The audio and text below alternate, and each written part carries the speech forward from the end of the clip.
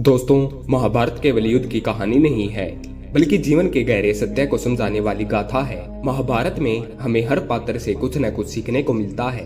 कोई हमें सच्चाई का महत्व सिखाता है, तो कोई हमें यह बताता है कि गलत रास्ते पर चलने का अंजाम क्या होता है। आज हम बात करेंगे दुर्योधन की।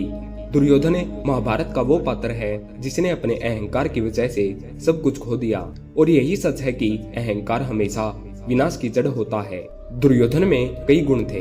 वह एक शक्तिशाली योद्धा था, शौर्यवान था, और अगर चाहे तो अपने राज्य को और अपने परिवार को गौरव दिला सकता था। लेकिन उसके भीतर अहंकार का बीज बचपन से ही बोया गया था। वह हमेशा सोचता था कि पूरी हस्तिनापुर सिर्फ उसी की है। उसे कभी भी यह स्वीकार नहीं था कि पांडव भी उसी राज परिवार का हिस्सा हैं। यही अहंकार उसके लिए विनाश का कारण बना। जब दुर्योधन ने देखा कि पांडव हर क्षेत्र में उससे आगे हैं, चाहे वो शिक्षा हो, चाहे युद्ध कौशल हो, चाहे जनता का स्नेह हो, तो उसके मन में जलन और ईर्ष्या घर कर गई। ईर्ष्या इंसान को धीरे धीरे खा जाती है, और जब उस ईर्ष्या के साथ अहंकार जुड़ जाए तो इंसान सही और गलत का फर्क ही भूल जाता है। यही हाल दुर्योधन का हुआ। वह अपने आप को सबसे श्रेष्ठ मानता था। महाभारत की एक घटना बहुत प्रसिद्ध है। जब पांडवों को मायावी सभा में इंद्रप्रस्थ मिला और युधिष्ठिर ने वहां राजसूय यज्ञ किया, तो दुर्योधन वहां गया और उस महल की चमक देखकर चकित रह गया। लेकिन चकित होने के साथ साथ उसके अहंकार को भी गहरी चोट लगी। वह यह सोचकर जलने लगा कि यह वैभव तो उसके पास होना चाहिए था। जब वह उस महल में घूम रहा था तो भ्रम पैदा करने वाले फरस को देखकर गिर पड़ा। वहां मौजूद द्रौपदी हंस पड़ी और उसने कहा, अंधे का बेटा भी अंधा ही होता है। इस वाक्य ने दुर्योधन के अहंकार को आग लगा दी। उस दिन से उसने मन में ही ठान लिया कि वह पांडवों को अपमानित करेगा और उन्हें मिटा देगा। यहाँ से उसकी गलतियों का सिलसिला शुरू हुआ। पहले उसने जुए का खेल रचा। उसने शकुनी मामा की मदद से युधिष्ठिर को जुए में फंसाया और उनकी सारी संपत्ति, राज्य और यहाँ तक कि द्रौपदी को भी दांव पर लगवा दिया। द्रौपदी का अपमान महाभारत की सबसे दुखद घटनाओं में से एक है।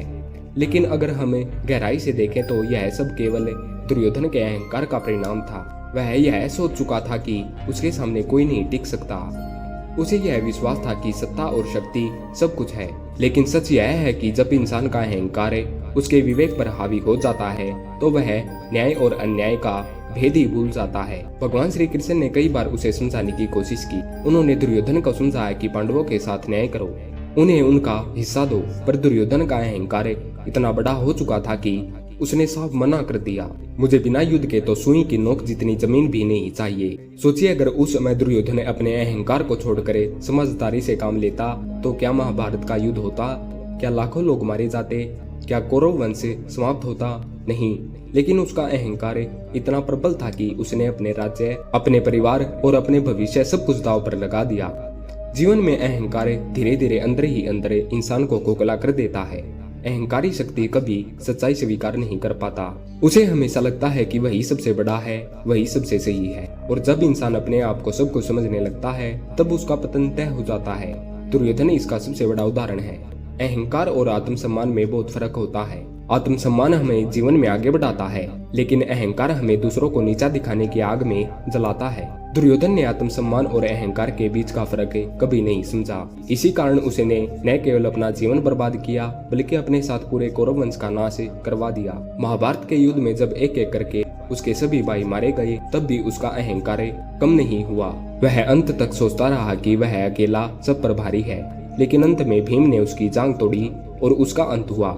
यह अंत केवल एक योद्धा का अंत नहीं था, बल्कि यह संदेश था कि चाहे इंसान कितना भी बलशाली क्यों न हो, अगर उसके भीतर अहंकार है तो उसका विनाश निश्चित है। आज भी हमें दुर्योधन की कहानी से ये सीख लेनी चाहिए कि जीवन में कभी भी अहंकार को अपने ऊपर हावी न होने दें। चाहे हम कितने भी सफल क्यों न हो जाएं, हमें हमेशा विनम्र रहना चाहिए, क्योंकि विनम्रता इंसान को ऊंचाइयों तक ले जाती है और अहंकार उसे रसातल में गिरा देता है।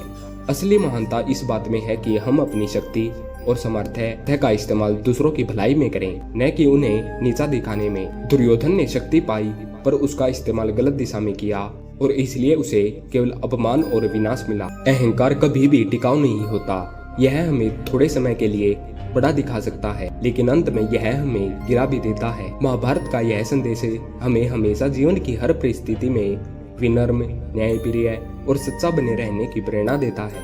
धन्यवाद।